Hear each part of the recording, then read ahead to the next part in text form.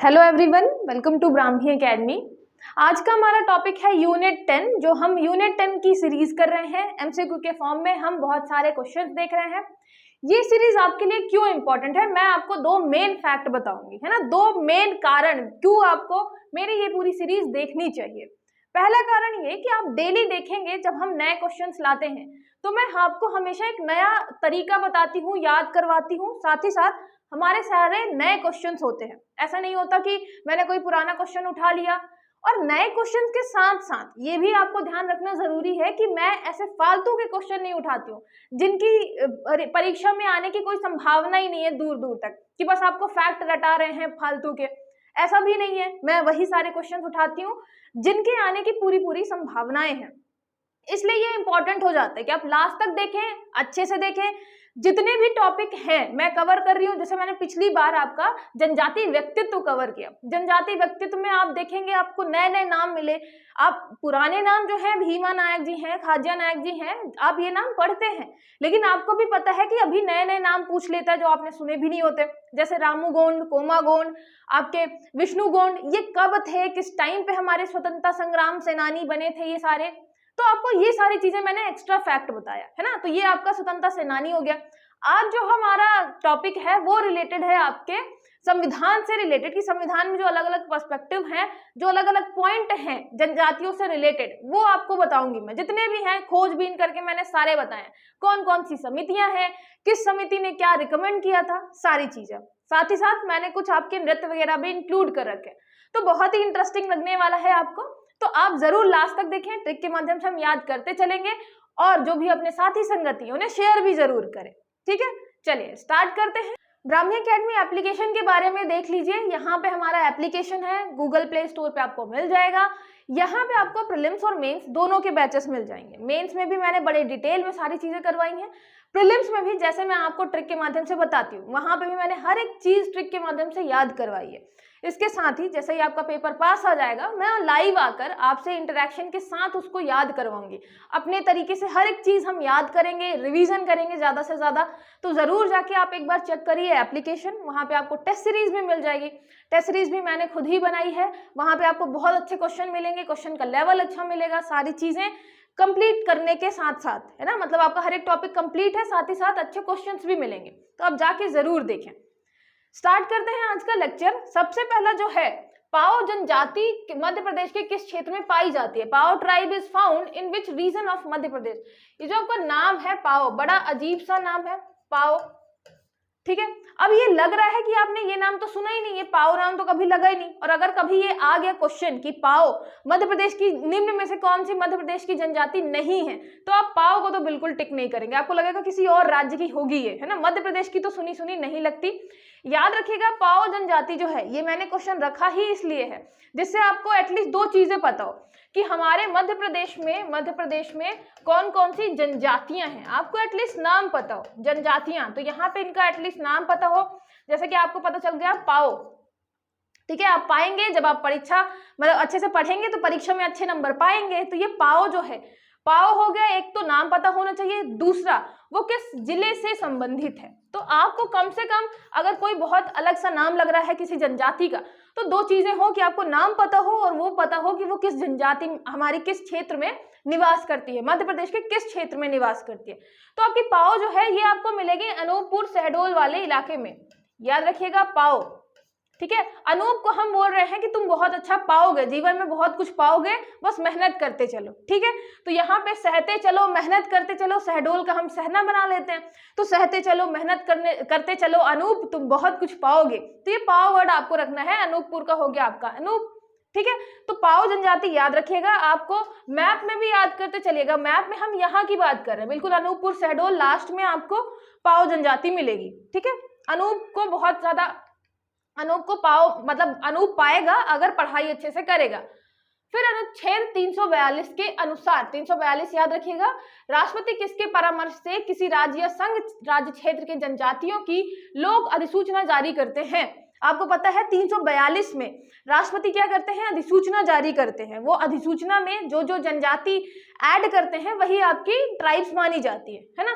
तो according to article 342 on whose advice does the president issue public notification to the tribals of any state और union territory. तो union territory या states की बात करें, जो भी नोटिफाई कर देते हैं वही आपके शेड्यूल ट्राइब में ऐड हो जाती हैं जनजातियां। ठीक है, तो यहाँ पे पूछा है परामर्श किससे लेते हैं। अब हम बात कर रहे हैं किसकी, राज्यों की या आपके यहाँ पे यूनियन टेरिटरी की। तो याद रखिएगा राज्यों के मामले में किससे लेंगे, यहाँ पे आपके गवर्नर से, राज्यपाल से लेंगे, क्योंकि आपको भी पता है राज्यपाल वहां का हेड होता है ना। तो कोई भी डिसीजन है, प्राइम मिनिस्टर हो गया, कार्य आपका जनजातीय कार्य मंत्रालय, मिनिस्ट्री ऑफ ट्राइबल अफेयर, या वहां के संबंधित मुख्यमंत्री, तो इन सबसे तो नहीं पूछेगा। राष्ट्रपति किससे कांटेक्ट करेगा, सीधे राज्यपाल से। राज्यपाल को फोन करके पूछेंगे कि बताइए आपके यहाँ कौन कौन सी जनजाति है शेड्यूल ट्राइब में हमें डालना है, बताइए, है ना। तो याद रखिएगा 342 के अंतर्गत, 342 के अंतर्गत मतलब पूरे भारत में 700 से भी ज्यादा जनजातियां जो हैं ऐड हैं अनुच्छेद 342 में। 342 के अंतर्गत पहली बात, राष्ट्रपति जो है वो अधिसूचना जारी करता है, ये तो आपको पता ही है। और अगर राज्यों की, जैसे हमें जनजाति पता होनी चाहिए ना कि राज्यों की कौन कौन सी जनजाति हम ऐड करें, तो सलाह किससे लेगा, तो आपके राज्यपाल से सलाह लेगा। ठीक है, दोनों चीज याद रखिएगा। नेक्स्ट देखिए, निम्नलिखित में से किस जिले में बैगा विकास अधिकरण का गठन नहीं किया गया है। In which of the following district Baiga development tribunal has not been constituted. आपका ऐसा ही क्वेश्चन 2022 या 23 में पूछा गया था। तो आप देखेंगे कि बैगा विकास अधिकरण में मैंने आपको टोटल बताया है 11 है टोटल, है ना। और मैंने डिवाइड भी किया था, 5 आप मान लीजिए बैगा का, 5 मान लीजिए सहरिया का, 1 आप भारिया को दे दीजिए, है ना। तो ऐसे मैंने याद कराया था कि टोटल कितने हैं अधिकरण, आपके 11 है। In which of the following district Baiga development tribunal, हम ट्रिब्यूनल की बात कर रहे हैं यहाँ पे।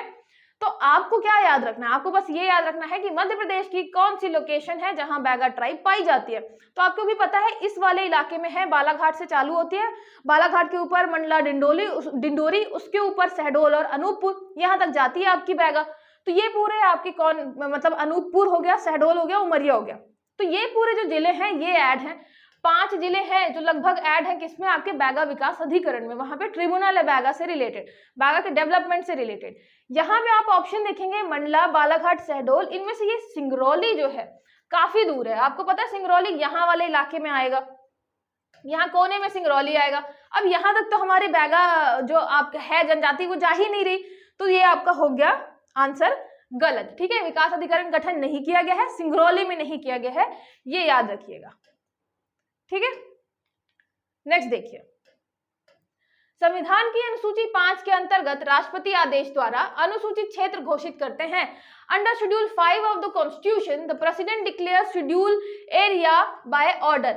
राष्ट्रपति घोषित करते हैं शेड्यूल 5 के अंतर्गत। दूसरा हो गया, इस अनुसूची में वर्तमान में 10 राज्य शामिल हैं जिसमें मध्य प्रदेश शामिल नहीं है। ठीक है, this schedule currently include 10 states which do not include Madhya Pradesh. अब आपको बताना है, हम यहाँ पे बात कर रहे हैं अनुसूची 5 की, अनुसूची 5 की, शेड्यूल 5 की। अब शेड्यूल 5 में आपको पता है 6 में तो गिनती के 4 आपके राज्य हैं, असम और साइड के उसके आस पड़ोस वाले, लेकिन यहाँ अनुसूची 5 में कितने हैं टोटल, 10 राज्य हैं। और ये बिल्कुल सही है, आपके 10 राज्य हैं टोटल। क्वेश्चन ये उठता है कि मध्य प्रदेश शामिल है कि नहीं है, तो याद रखिएगा मध्य प्रदेश शामिल है। तो इन 10 राज्यों में मध्य प्रदेश भी शामिल है, क्योंकि हमारे मध्य प्रदेश में सबसे ज्यादा जनसंख्या है शेड्यूल ट्राइब की, तो सीधी बात है आपका मध्य प्रदेश शामिल होगा। सत्य कथन बताना है तो ये हो गया आपका केवल एक। राष्ट्रपति नोटिफिकेशन जारी करते हैं, यहाँ पे अनुसूची 5 के अंतर्गत जो आपका आदेश है वो कौन जारी करेंगे, राष्ट्रपति करेंगे। ठीक है, अनुसूचित क्षेत्र घोषित करते हैं, याद रखिएगा शेड्यूल एरिया की जब हम बात करते हैं तो कौन घोषित करेगा, राष्ट्रपति करेंगे।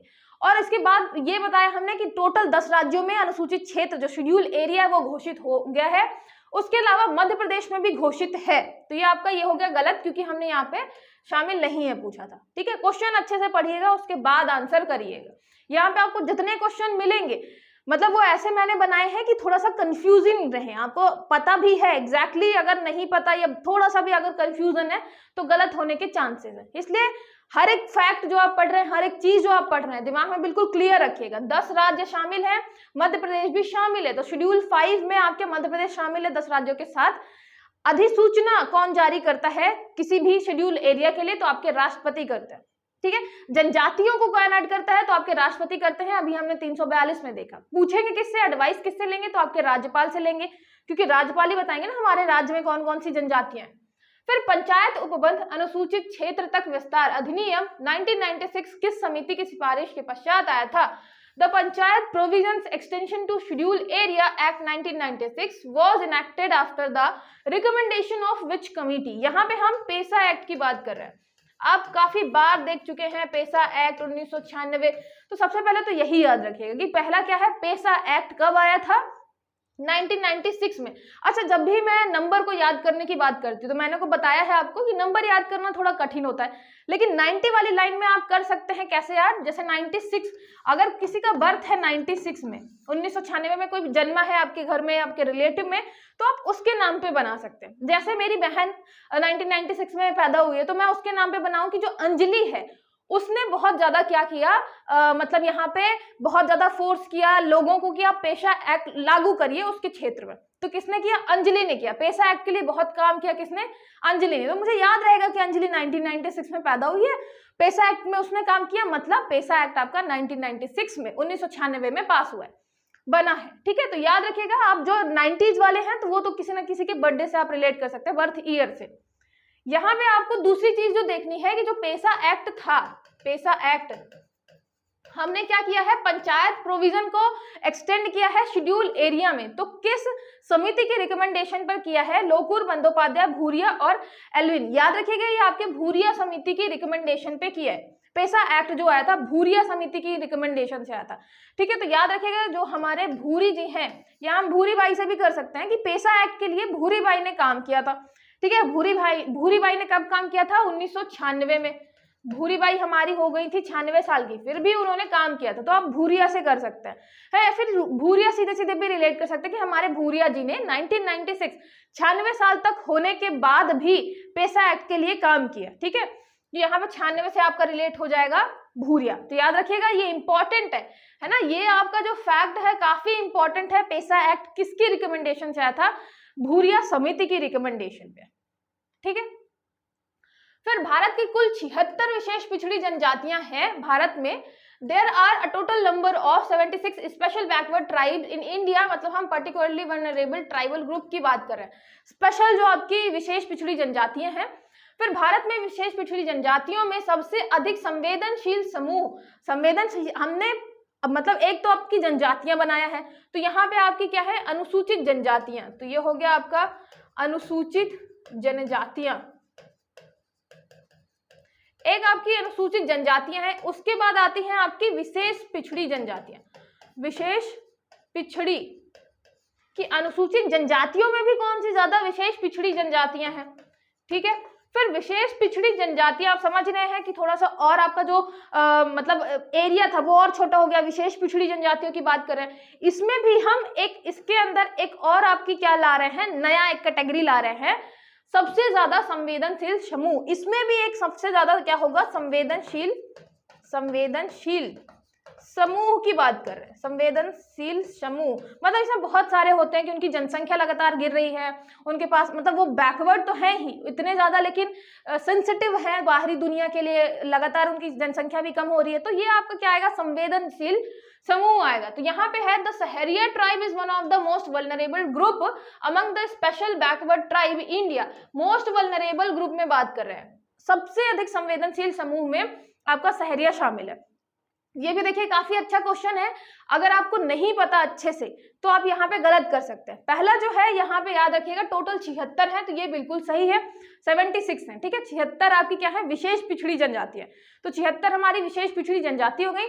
जो दूसरा है यहाँ पे संवेदनशील की बात करें तो संवेदनशील में जो है, संवेदनशील याद रखिएगा सबसे अधिक संवेदनशील ये कुछ आपकी हो गई, जैसे अंडमान निकोबार की एक सेंटलीज करके है, जिनकी जनसंख्या मतलब बहुत ही कम हो गई है और बाहर से बिल्कुल भी उनके एरिया में जाना अलाउ नहीं है। उनके मतलब 3-4 किलोमीटर के एरिया तक जाना अलाउड नहीं है, आप वहाँ की फोटो नहीं ले सकते, बिल्कुल उनको अलग थलग रखा है ना। तो उनकी जनसंख्या भी काफी कम होती जा रही है इस वजह से, मतलब क्योंकि बीच बीच में इनकर्जन होता रहता था तो जनसंख्या कम हो रही थी, बहुत सारी चीजें, तो बिल्कुल उनको अलग थलग रखा है। तो ये आपकी जो है वो संवेदनशील जनजातियों में आती है। हमारे यहाँ की ये सहरिया जनजाति संवेदनशील नहीं है, सिर्फ अभी विशेष पिछड़ी जनजाति के अंतर्गत आती है। असत्य कथन बताना है तो आपको केवल 2, ठीक है। तो ये याद रखिएगा टोटल 76 है विशेष पिछड़ी जनजातियां। मध्य प्रदेश में 3 है, बैगा, सहरिया और भारिया। बैग लेके, भारी सा बैग लेके हम कहाँ जा रहे हैं? शहर की ओर जा रहे हैं। और यहाँ पे ये आपकी बहुत ज्यादा संवेदनशील जनजातियों में शामिल नहीं है। फिर किस संविधान संशोधन द्वारा अनुसूचित जनजातियों के लिए एक पृथक राष्ट्रीय आयोग के गठन की बात कही गई है? आपका सिंपल सा क्वेश्चन, ये तो आपको पता ही है। Which constitutional amendment called for the formation of a separate national commission for scheduled tribe? ये तो आप काफी बार अभी तक पढ़ते भी आए हैं सारे, जब कमीशन पढ़े थे, national commission for scheduled tribe. ठीक है, तो ये आपका कब बना था? याद रखिएगा, ये हुआ था 89 संविधान संशोधन 2003। ठीक है, तो 89 तो आप 89 साल से कर सकते हैं कि 89 साल तक क्या हुआ, हमें लड़ाई करनी पड़ी कि भाई आप शेड्यूल कास्ट से अलग करो, शेड्यूल ट्राइब को अलग अलग आयोग बनाओ। तो कब तक लड़ाई करते रहे? 89 साल तक लड़ाई करते रहे कि शेड्यूल कास्ट और शेड्यूल ट्राइब के अलग अलग आप आयोग बनाओ। फिर क्या हुआ? 3 तिगाड़ा काम बिगाड़ा हो गया, इसलिए इतना लंबा चल रहा था। तो याद रखिएगा 89 साल और 2003, ये भी याद रखना कि 2003 में पास हुआ था। ठीक है, उसके बाद कौन सा आर्टिकल आता है? आर्टिकल 338 क्लॉज ए, जिसके अंतर्गत हम बनाते हैं आपका national commission for scheduled tribe. ठीक है, कब आया था? 89 साल में आया था। 89 साल में जब 3 तिगाड़ा काम बिगाड़ा हो गया तो हमने 2 पार्ट कर दिए, एक में आपका नेशनल आपका हो गया कमीशन फॉर शेड्यूल कास्ट, एक हो गया national commission for schedule tribe. ठीक है, आर्टिकल कौन सा है? तो ये आपका 338 ए, आपका 338 क्लॉज ए है, जो आपका रिलेटेड है किससे? यहाँ पे शेड्यूल ट्राइब से रिलेटेड है आयोग के। यहाँ पे आपको पता ही है, ये तो आप पढ़ चुके हैं और शायद आप भूल भी चुके होंगे, एक अध्यक्ष होता है और एक उपाध्यक्ष होता है। एक अध्यक्ष, एक उपाध्यक्ष और आपके 3 जो हैं वो सदस्य होते हैं, मेंबर्स होते हैं, है ना। ये सारी चीजें आप याद रखिएगा क्योंकि जनजातियों से रिलेटेड हम चीजें पढ़ रहे हैं, तो इसको भी दिमाग में थोड़ा याद रखिएगा। 89 साल में हमने क्या किया था? अपना शेड्यूल ट्राइब का अलग से कमीशन बनाया। फिर निम्नलिखित में से कौन सी जनजाति मध्य प्रदेश में पाई जाती है? Which of the following tribe is found in Madhya Pradesh? देखिए, ऐसा ही क्वेश्चन मैंने किसके लिए बोला था? पाओ के लिए, कि ऐसा ही क्वेश्चन पाओ के लिए भी पूछा जा सकता था कि निम्नलिखित में से कौन सी जनजाति आपके मध्य प्रदेश में पाई जाती है। उसमें आपका सही होता आंसर पाओ। अब यहाँ पे देखिए, संथाल, बोडो, धानुक और टोडा, इसमें से कौन सी मध्य प्रदेश में पाई जाती है? तो ये है आपकी धानुक। ठीक है, मध्य प्रदेश में सबसे ज्यादा क्या हो रहा है? धान। तो धान ठीक ठाक हो रहा है मध्य प्रदेश में, तो धानुक आपकी किससे रिलेटेड हो गई? मध्य प्रदेश से। ये मतलब आपकी जैसे भिंड, मुरैना थोड़ा थोड़ा पाई जाती है इस इलाके में, मुरैना हो गया, उसके अलावा आपका मंदसौर हो गया, रतलाम, इस वाले इलाके में। ठीक है, तो आपके ऊपर वाले इलाके में और जो आपका जो पश्चिमी वाला इलाका है वहां पे थोड़ा सा ये पाई जाती है आपकी धानुक, है ना। रतलाम, उज्जैन, तो ये थोड़ा थोड़ा पाई जाती है धानुक। याद रखिएगा, क्या याद रखना है हमें? धान से। मध्य प्रदेश में धान, एक जनजाति जो है धान उगाती है, सिर्फ धान उगाती है पूरे एक साल में। तो एक जनजाति सिर्फ धान उगाती है, कहाँ की? आपके मंदसौर, रतलाम, भिंड वाले इलाके की। तो यहाँ साइड वाला जो इलाका है, मतलब आपको इन सब चीजों में फिर मैप इमेजिन करना है कि हम इस इलाके की बात करें और इस इलाके की बात करें। तो यहाँ पे हमेशा एक जनजाति है जो हमेशा क्या उगाती है? धान उगाती है। तो धानुक हो गया आपका, धानुक मध्य प्रदेश में भिंड, मुरैना, रतलाम, मंदसौर, इस वाले इलाके से रिलेटेड है। ठीक है, धानुक ये मध्य प्रदेश की आपकी जनजाति हो गई। एक हमने पाओ पढ़ी, पाओ हो गई किस वाले इलाके की? शहडोल और अनूपपुर वाले इलाके की। निम्नलिखित में से किस जिले में आदिवासी आबादी जनसंख्या लगभग 50% है? In which of the following district the tribal population is approximately 50% of the population? 50% है लगभग आपकी ट्राइबल पॉपुलेशन। जब आप पढ़ते हैं जनजाति जनसंख्या, जनजाति जनसंख्या, तो आपको भी पता है कि जब से 2023 में पूछा गया है, तीन मतलब आपके जिले पूछे गए हैं कि सबसे ज्यादा सबसे कम, तो लगातार आप 3 याद करके रखिए, तब से आपको 3 याद करनी है। अब हम यहाँ पे बात करेंगे जनजाति जनसंख्या सबसे ज्यादा कहाँ पे है, तो एक आपको धार में मिलेगी, एक बड़वानी में मिलेगी और एक झाबुआ में मिलेगी।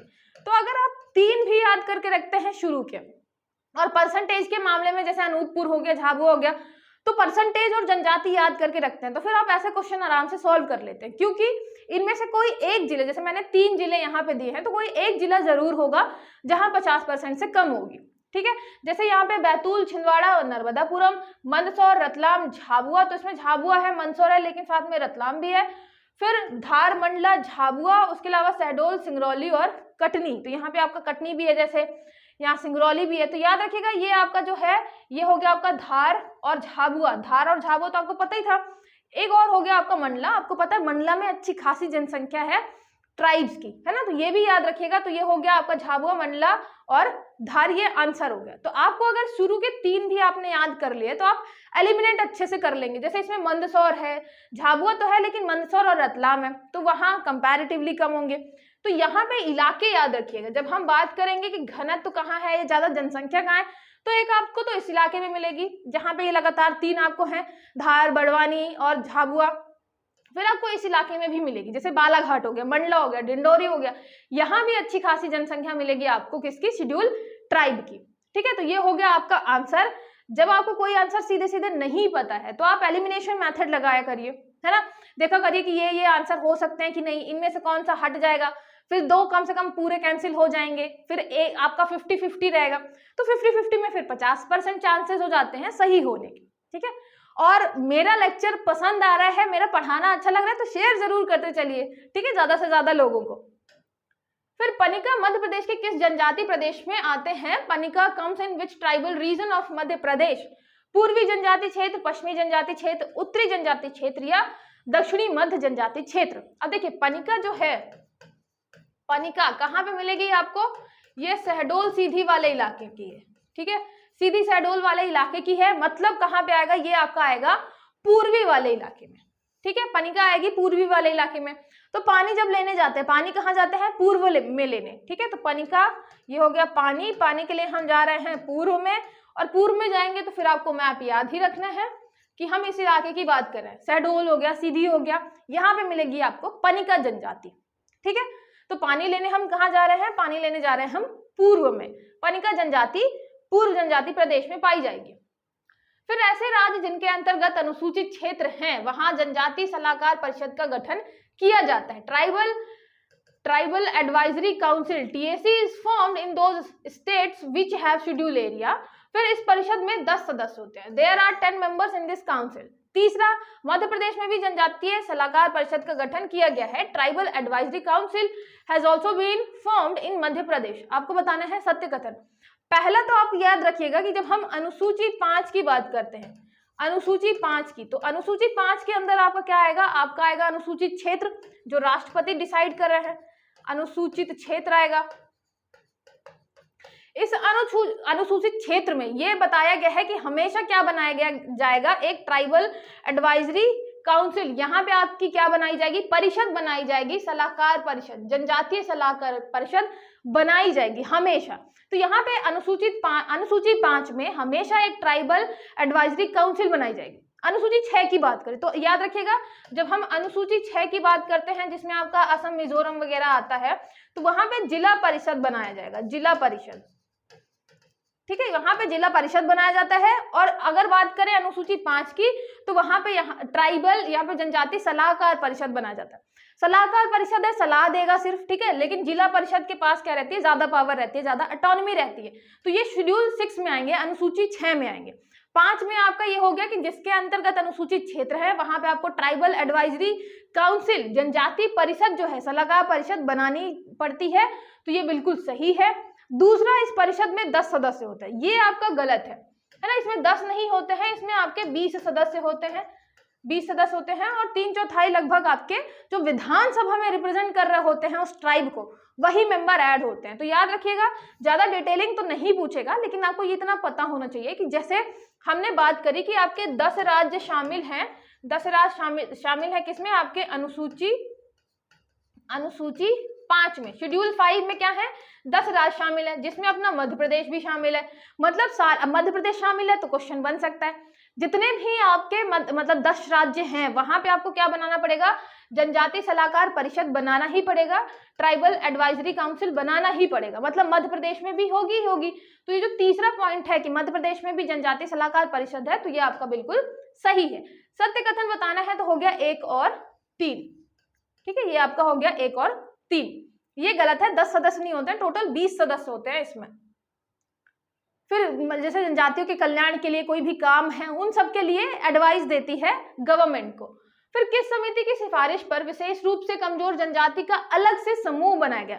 मतलब यहाँ पे पर्टिकुलरली वल्नरेबल ट्राइबल जो ग्रुप है उनका अलग से ग्रुप मतलब बनाया गया। तो ये सिफारिश किसने दी थी?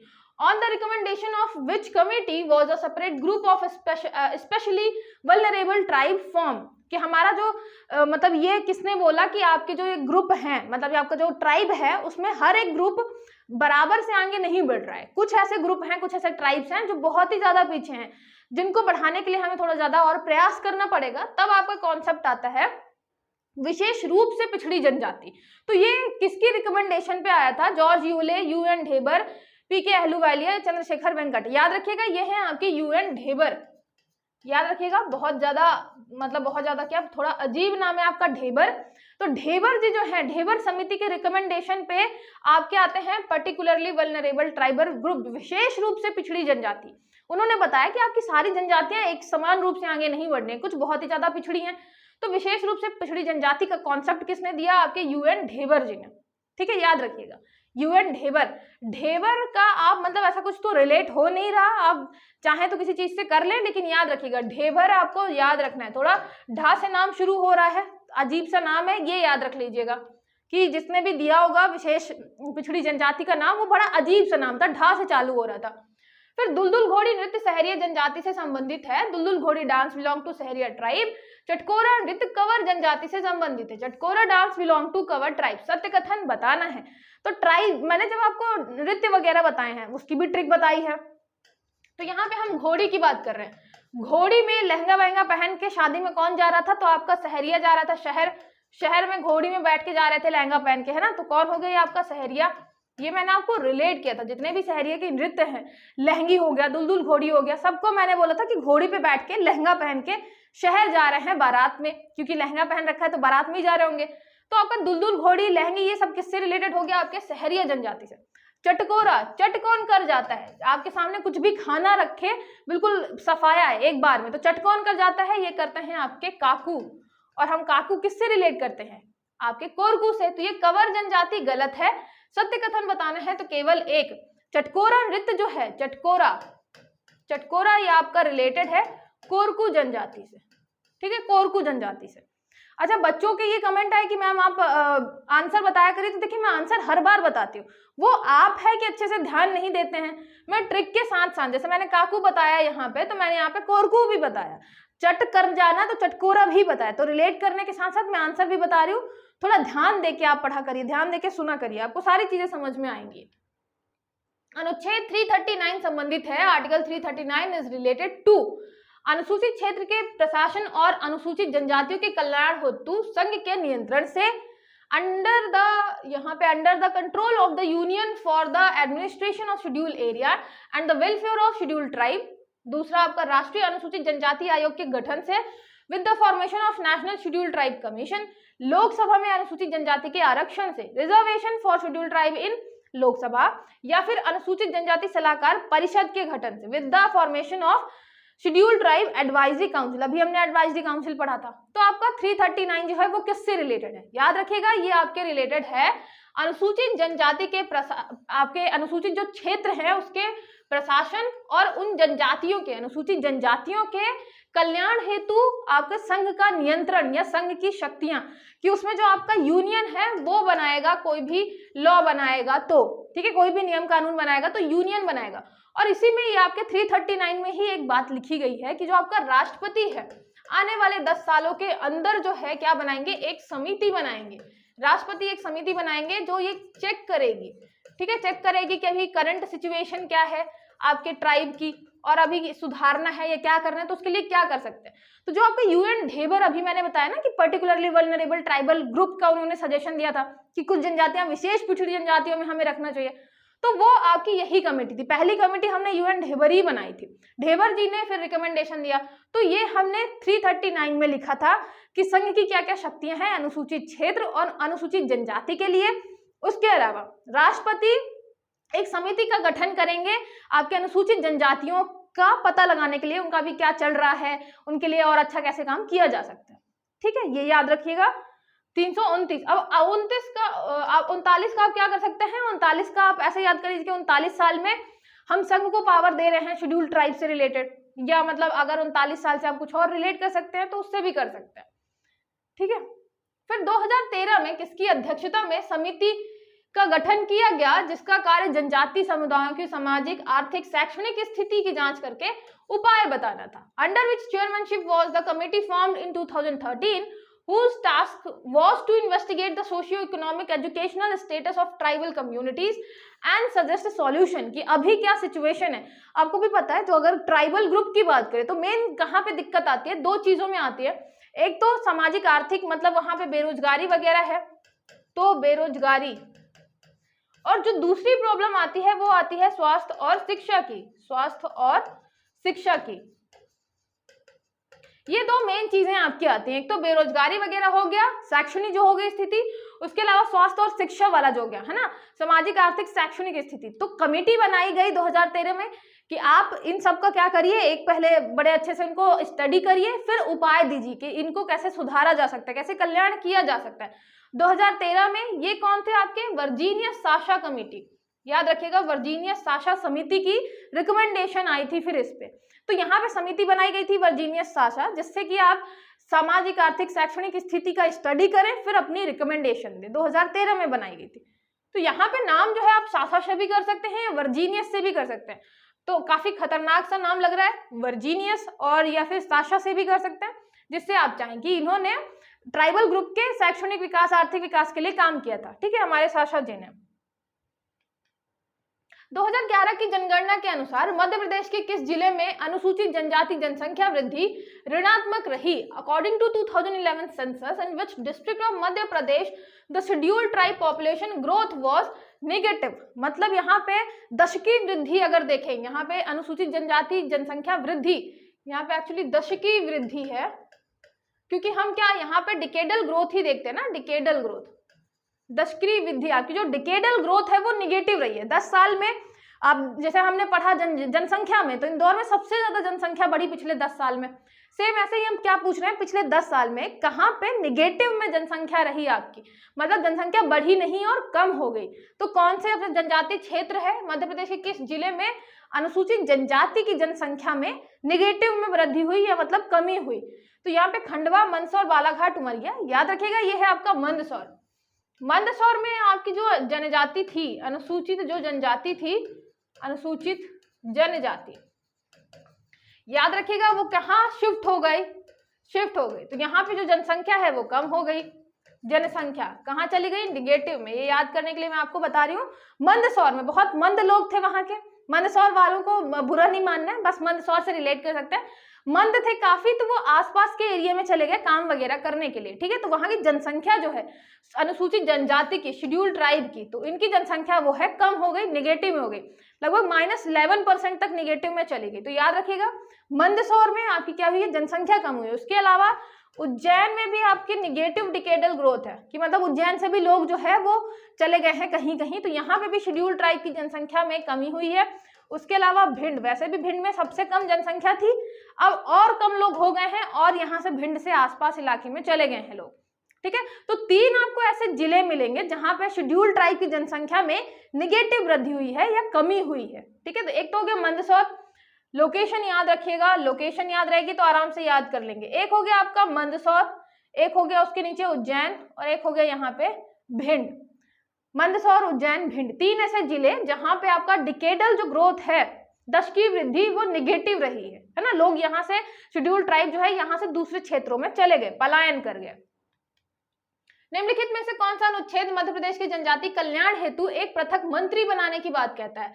Which of the following article talks about creating a separate minister for the tribal welfare in Madhya Pradesh? यहाँ पे मध्य प्रदेश देखें या छत्तीसगढ़ की बात करें, झारखंड की बात करें, यहाँ पे उड़ीसा की बात करें, तो ये जो आपके 4 राज्य हैं, यहाँ पे अनुच्छेद 164 में लिखा हुआ है कि ये जो राज्य है अपने यहाँ एक पृथक मंत्री बनाएंगे, वेलफेयर मिनिस्टर बनाएंगे ट्राइब्स के लिए, क्योंकि काफी ज्यादा पॉपुलेशन है, ट्राइबल पॉपुलेशन आपके इन राज्यों में।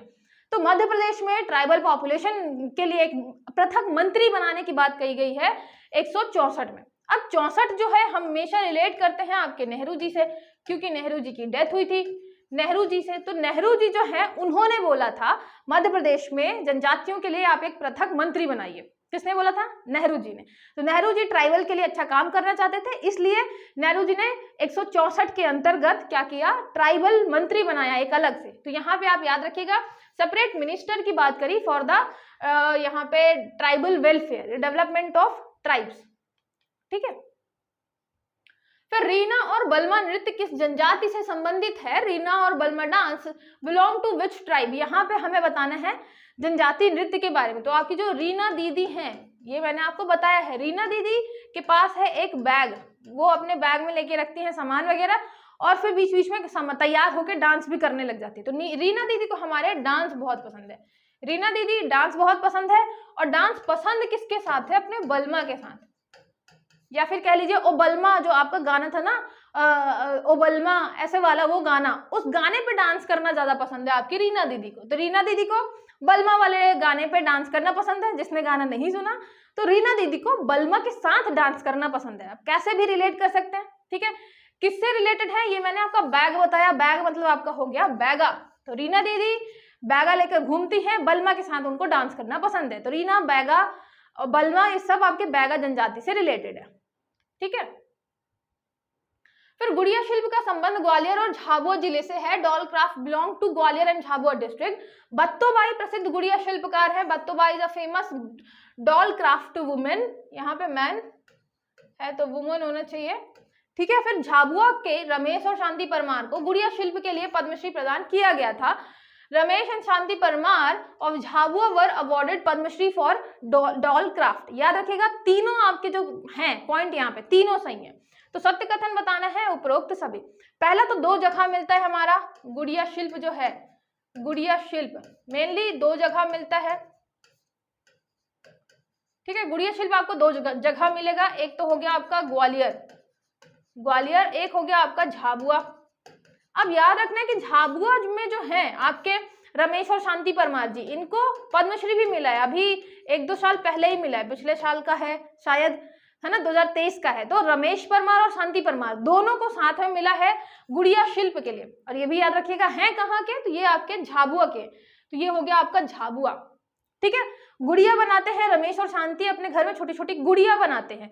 ठीक है, तो यहाँ पे हमारी बुआ को भी काफी ज्यादा, रमेश और शांति की बुआ को काफी ज्यादा गुड़िया पसंद है। चलिए ठीक है, तो छोटी छोटी गुड़िया बनाते हैं, उसके लिए उन्हें पद्मश्री अवार्ड भी मिल चुका है। एक नाम याद रखिएगा, बत्तोबाई। हमारी बत्तोबाई जी को भी काफी गुड़िया, छोटी छोटी गुड़िया बहुत पसंद है। तो बत्तोबाई गुड़िया। इसके अलावा जो हमारे ग्वाल बाल हैं, ग्वालियर जो हमारे ग्वाल बाल हैं, उनको भी बहुत ज्यादा पसंद है छोटी छोटी डॉल्स। ठीक है, तो यहाँ पे बत्तोबाई का नाम भी याद रखेगा, रमेश और शांति परमार का भी नाम याद रखेगा। सब किससे रिलेटेड है? आपके गुड़िया शिल्प से। फिर रानी दुर्गावती संग्रहालय की स्थापना 1976 में दमोह में की गई थी। Rani Durgavati museum was established in Damoh in 1976। इस संग्रहालय में गोंड और कलचुरी राज्य के पुरातात्विक सामग्री सुरक्षित हैं। The archaeological material of Gond and Kalachuri state is preserve in this museum. मान लीजिए आपको नहीं पता कि ये ईयर सही है कि नहीं है, लेकिन आपको यहाँ दूसरा फैक्ट, आपने जैसे ही देखा कि ये दमोह लिखा हुआ है, ये तो बिल्कुल सही नहीं है। आपको कहाँ मिलेगा? आपको मिलेगा जबलपुर में। तो जब ये हो गया कि भाई ये गलत है ही, तो 1976 सही है या नहीं है, इससे क्या ही फर्क पड़ता है? आपको पहला ही पॉइंट क्या हो गया? गलत हो गया, तो आपका ये हो गया असत्य। ठीक है, दूसरा पॉइंट जो है गोंड और कलचुरी, तो आपको इलाका पता है। जब हम बात करेंगे यहाँ पे हम जबलपुर की बात कर रहे हैं, और ये जो आपका जबलपुर वाला इलाका है, तो यहाँ गोंड और कलचुरी दोनों थे, मतलब दोनों के एविडेंसेस हो सकते हैं। तो दूसरा आपका सही हो गया। तो ये केवल जो एक है वो असत्य है।